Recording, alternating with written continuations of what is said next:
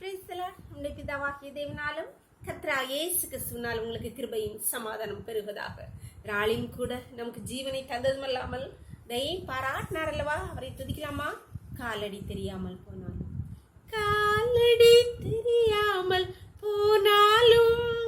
கர்த்தரின் முன்னே உண்டு, சமுத்திரம் ஒதுக்கி வழி காட்டுவார், நம்பினா முன் செல்லுவே.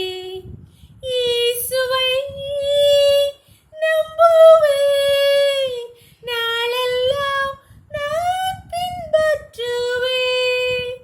என்னை அவரிடம் ஒப்படைத்தே, வெட்கப்பட்டு போக மாட்டேன். வனாந்திரமே வாழ்க்கை ஆனாலும் கர்த்தரின் பக்கம் உண்டு, வேண்டியதை அவர் பார்த்து கொள்வார், நம்பினா முன் செல்லுவேன். வேண்டியதை அவர் பார்த்து கொள்வார், நம்பினா முன் செல்லுவேன். இயேசுவை நம்புவேன், நாளெல்லாம் நான் பின்பற்றுவேன். என்னை அவரிடம் ஒப்படைத்தே, வெட்கப்பட்டு போக மாட்டேன். ஒரு இது பகுதி வாசிக்கலாமா? யோவேல் 2வது அதிகாரம் 25 26.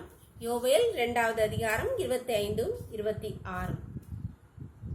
நான் உங்களிடத்தில் அனுப்பின என் பெரிய சேனையாகிய வெட்டுக்கிளிகளும் பச்சை கிளிகளும் முஸ்கட்டை பூச்சிகளும் பச்சை புழுக்களும் பட்சித்த வருஷங்களின் விளைவை உங்களுக்கு திரும்ப அளிப்பேன். நீங்கள் சம்பூர்ணமாய் சாப்பிட்டு திருப்தி அடைந்து உங்களை அதிசயமாய் நடத்தி வந்த உங்கள் தேவனாகிய கர்த்தருடைய நாமத்தை துதிப்பீர்கள்.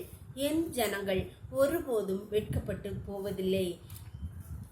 இங்கே கர்த்தராகிய ஆண்டவர் யோவேல் தீர்க்கதரிசியை கொண்டு சொல்கிறார், என் ஜனங்கள் ஒருபோதும் வெட்கப்பட்டு போவதில்லை. நான் தான் அவங்கள தண்டிச்சேன். அவங்க தப்பு செய்த போது அவங்கள தண்டிச்சு அவங்கள கஷ்டப்படுத்தினேன், அவங்களுக்கு கஷ்டத்தை கொடுத்தேன், அவங்களுக்கு வர வேண்டியதெல்லாம் அவங்கள்ட்ட பறிச்சு போட்டேன்.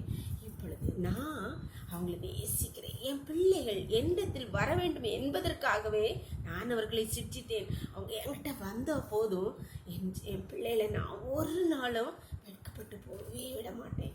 அன்பான தேவனுடைய பிள்ளைகளே, நாமும் நம்முடைய பிள்ளைகளுக்கு ஒரு நாள் வெட்கப்பட்டு நிற்பதை விரும்ப மாட்டோம். பிள்ளைகளுக்கு எல்லாமே நல்லதுதான் செய்யணும். அவங்க தப்பு செய்யும்போது நிச்சயமாக நாம் தண்டிப்போம்ல, அதே போலதான் நம் பரம தகப்பன் நாம் அவரை விட்டு வழி விலகி போகும்போது, அவருக்கு பிரியமில்லாத காரியங்களை செய்யும்போது சிரிச்சித்து நம்மளை அவர் பக்கமாய் திருப்புகிறார்.